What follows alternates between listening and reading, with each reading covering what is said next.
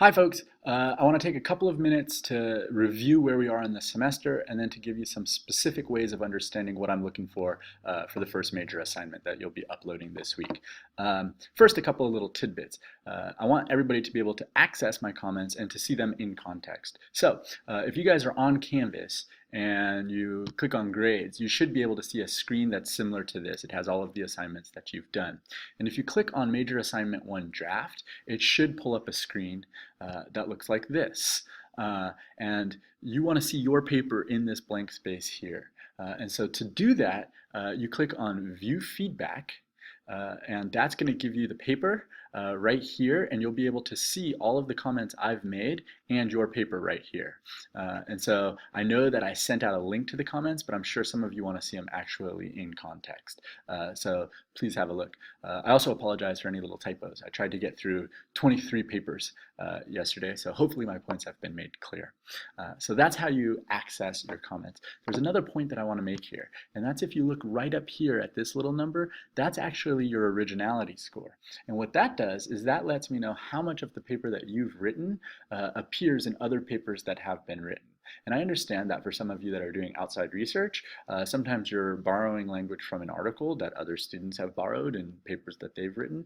And so I understand that there may be a score around 7%, even 10%, that is the result of you saying according to, and you're bringing in some outside research. The challenge for me is when this says 40%. So realize that I am checking the work you give me against this originality score. I hope that that makes sense. The lights just turned off in this room, so if it gets a little shady, apologies. Now let's go back. I also want to make sure that people are staying on top of things. Realize that each week you have an assignment that you're working on at this point, and then there's the writing journal and then the potential discussion board. And for the most part, people are doing a good job, but I hope that we've got this rhythm kind of going on. Now, specifically for this assignment, there are 2 points that I want to make. Number one, I want to talk about concerns. I have noticed that some people have sent me op-eds that actually don't really read like op-eds as much as they read like papers that you may have written for another class. I've seen papers that have MLA citations or APA citations, and that's not really what we're doing here, right? We're building arguments, but we're building arguments for a specific MiraCosta audience. And so that's what I've got to see. And in these papers, I'm really looking at them 2 ways. I'm looking at them logically. Are you providing 3 clear claims or 2 premises and a conclusion? And then are you providing support for those? And then I'm looking at them rhetorically, right? Have you taken into account the audience? And so let me give you a really quick understanding of how this works in action. And here's a student paper. And it's a typical paper for this assignment. And I'm just going to read, I'm not going to read the whole thing, but I'm going to read a piece of it to let you know how I'm thinking. And so at the beginning, the student writes, "The media has been influencing the way women view themselves as well as other women for decades." It's not a bad sentence, but immediately, if I think about this rhetorically, I don't see that this person's really thinking of a specific MiraCosta audience at all, that they're talking about these real big generalities, the media, women, and I'm not sure how that lands on a MiraCosta student who's reading The Chariot while sitting in the cafeteria right over there. Right? And so that's kind of that rhetorical bent.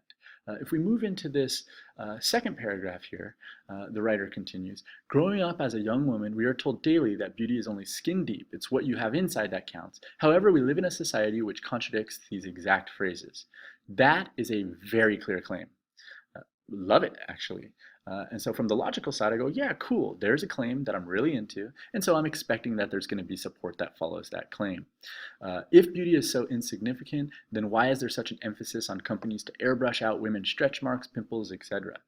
I like that this person is starting to bring in some anecdotal support or examples that aren't necessarily coming from outside research, but the student could be far more specific. And what I mean by that is that in this example, the student could think about the actual audience. Right? So what MiraCosta student is going to be familiar with specific examples of companies? What companies might they be familiar with? What sorts of Instagram examples might they be familiar with? And so it's not a question of the person bringing in support. they're starting to bring in support. It's a question rhetorically of the sort of support that would land well given the audience.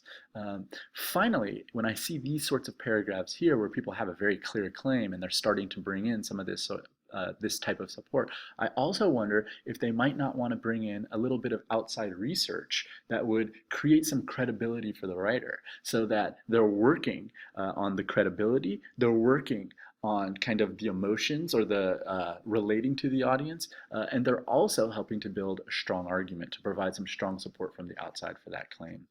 So that's how I'm looking at these papers. It's a constant, is there an argument? Cool. Are there examples? Cool. Do those examples land on the audience? Cool. Is there some outside research that can lend credibility? Cool. All right? And so please consider all of that as you look at the comments I've made on your paper and as you think about the revisions for next week. As always, if you got questions, let me know. Take care.